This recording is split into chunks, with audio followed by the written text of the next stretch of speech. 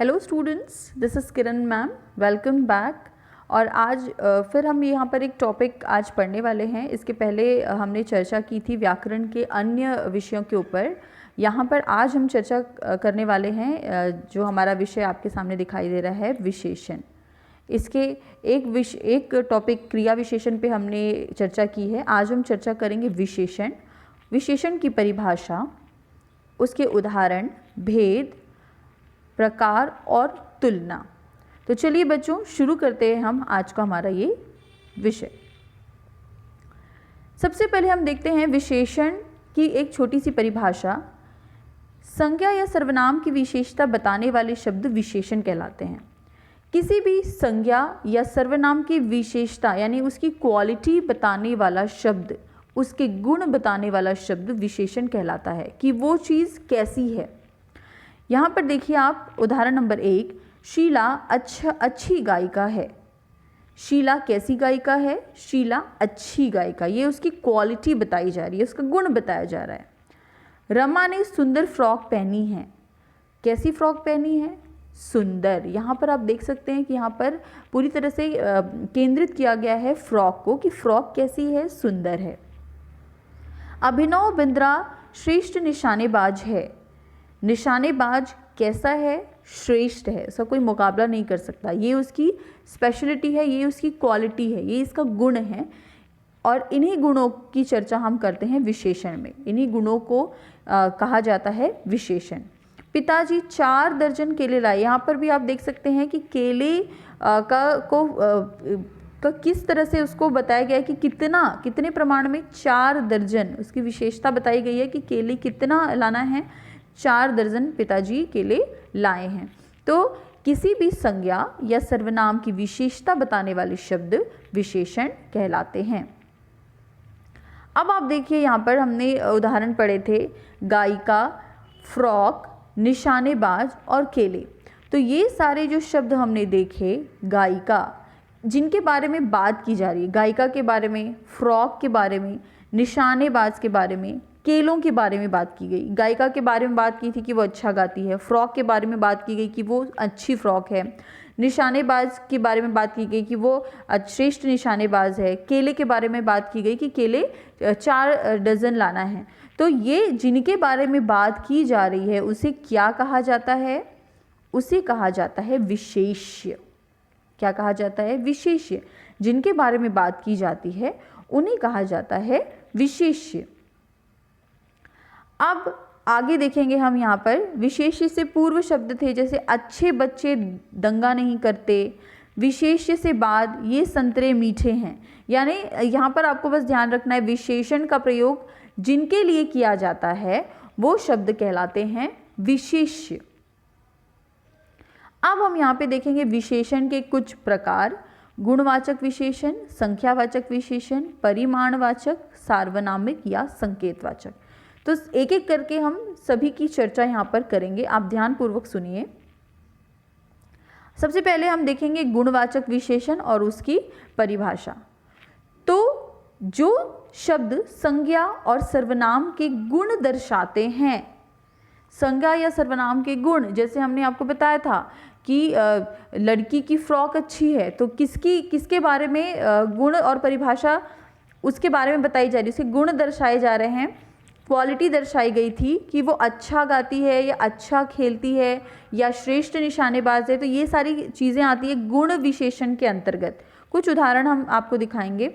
गुण में अच्छा, विनम्र। आप देखिए, गुण का कहने का अर्थ गुण के प्रकार आप देख सकते हैं यहाँ पर। गुण में सिर्फ अच्छे गुण ही नहीं होते, गुण में दोष भी आते हैं। जैसे अच्छा, विनम्र। गुण में, दोष में हम देखेंगे कि वो दुष्ट है, अभिमानी है।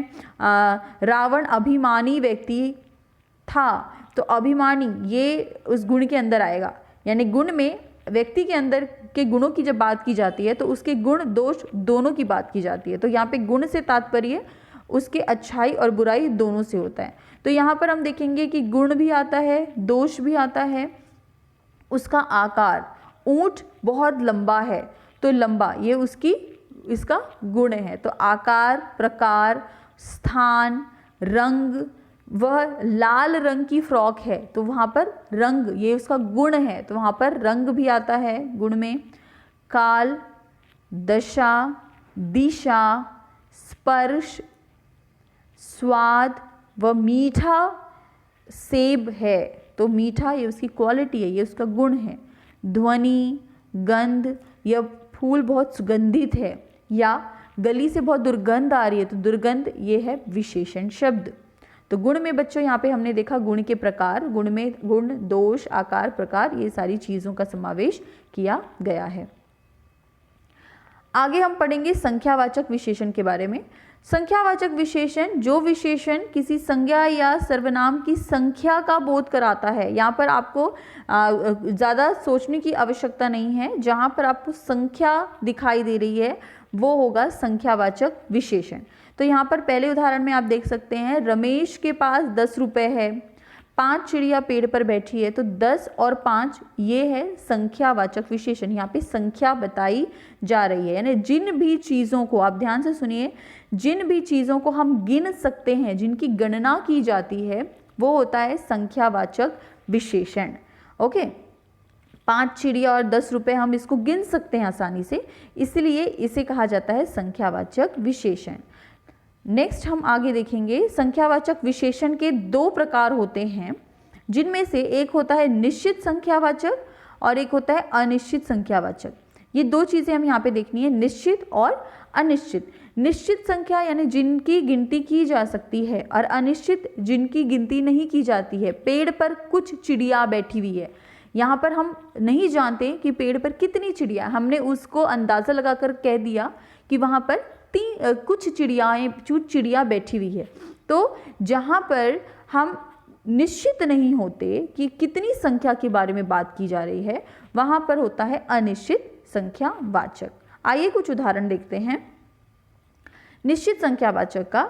तो जहाँ पर जिस शब्द से, जिस वाक्य से निश्चित संख्या का बोध हो, उसे निश्चित संख्यावाचक कहते हैं।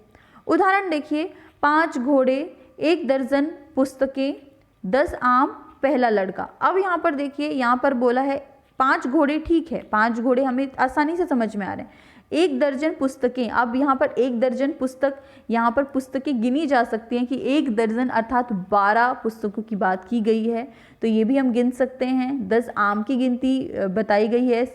पहला लड़का, यहाँ पर भी गिनती हमें समझ में आ रही है। तो ये जहाँ पर निश्चित संख्या लिखी हुई हो, जिसे हम गिन सकते हैं, वो निश्चित संख्यावाचक विशेषण कहलाता है। उसी तरीके से देखिए आप अनिश्चित संख्यावाचक, जहाँ पर संख्या जो है वो निश्चित नहीं होती, निश्चित संख्या का बोध नहीं होता, उसे हम अनिश्चित कहते हैं। जैसे कि कुछ लड़के खेल रहे हैं, अब लड़कों में हमने नहीं देखा कि कितने लड़के हैं, वहाँ पर बोला गया अनिश्चित संख्या, उसे गिनी जा सकती है लेकिन हम निश्चित नहीं है कि कितनी। पिछले उदाहरण में हमने देखा कि पिछले उदाहरण में हम देखे 10 आम या 1 दर्जन पुस्तक। अब हमें 1 दर्जन से समझ में आता है कि 12 के नंबर्स की बात की गई है। तो जहाँ पर प्रॉपर नंबर हमें दिखाई दे रहा है, जहाँ नंबर समझ में आ रहा है, वो निश्चित है। लेकिन यहाँ पर हम देखिए कुछ लड़के, संख्यावाचक उसे कहते हैं जिसे हम गिन सकते हैं। अब अनिश्चित है संख्या, यहाँ पर कुछ लड़के, हमें नहीं पता कितने लड़के। मोहन के पास थोड़े पैसे हैं, हमें नहीं पता कितने पैसे हैं। मेज पर बहुत पुस्तकें रखी हैं, बहुत, हमें नहीं पता कितनी है। हालांकि पुस्तकें गिन सकते हैं इसलिए वो संख्यावाचक है, लेकिन हमें उसकी संख्या का नंबर नहीं पता है, इसीलिए वो अनिश्चित संख्या के अंतर्गत आता है। तो ये आपको आई होप समझ में आ गया होगा। निश्चित संख्या जिसकी संख्या हमें पता है, अनिश्चित जिसकी संख्या हमें नहीं पता, कुछ, थोड़े, बहुत। आगे हम देखते हैं परिमाणवाचक विशेषण की परिभाषा और प्रकार जानेंगे।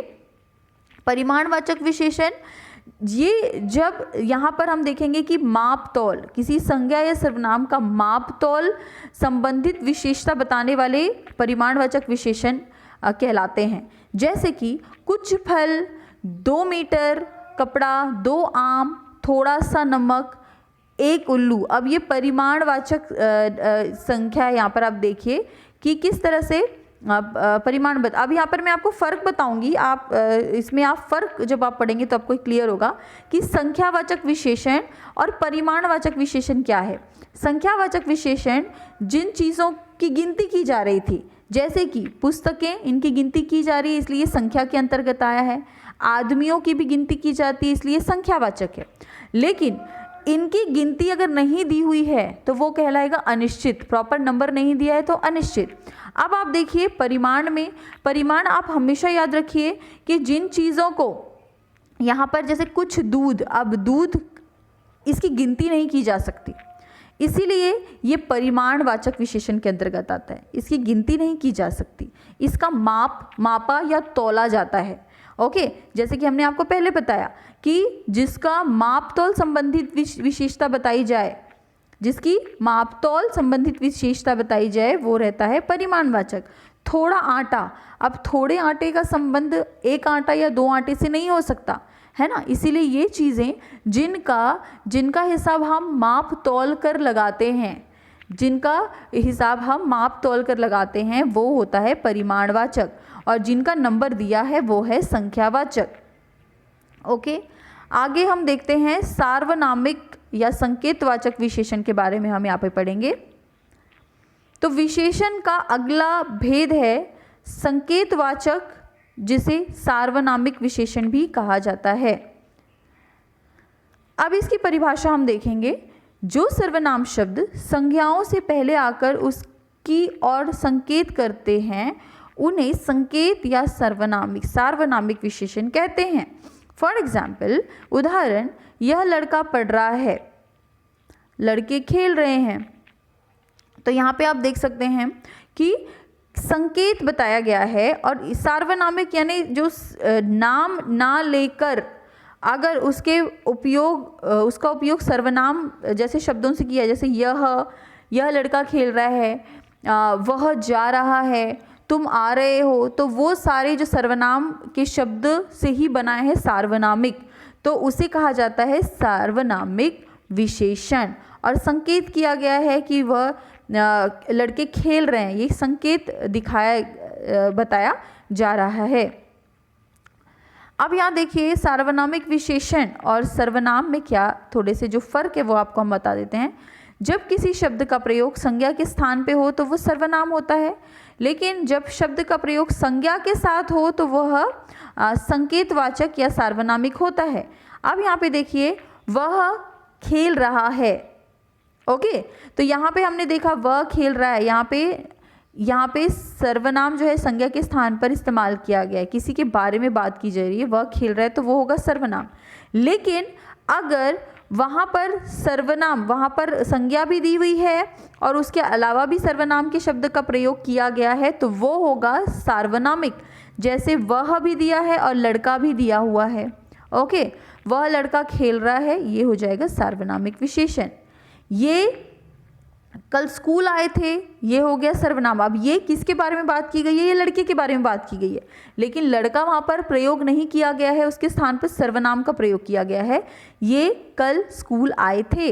लेकिन जब दोनों का प्रयोग हो, जब सर्वनाम और संज्ञा दोनों का प्रयोग किया जाए तो वो कहलाता है सार्वनामिक विशेषण। उदाहरण देखिए, ये लड़के कल स्कूल आए थे, तो ये हो जाएगा सार्वनामिक विशेषण। अब यहाँ पर आपको कुछ अभ्यास कार्य दिया हुआ है, इसको आपको ध्यान से पढ़ना है। सारा वीडियो आप जब एक बार वीडियो देखेंगे, वीडियो देखने के बाद आपको कितना उसको आपने समझा है, आई होप आपने समझा होगा अच्छी तरीके से। और उसके बाद यहाँ पर कुछ क्वेश्चंस हैं, ये प्रश्नों का आपको सही निशान लगाना है। सार्वनामिक विशेषण वाले वाक्यों के सामने सही का चिन्ह आपको लगाना है। आपको बताया गया है कि सार्वनामिक विशेषण अर्थात क्या?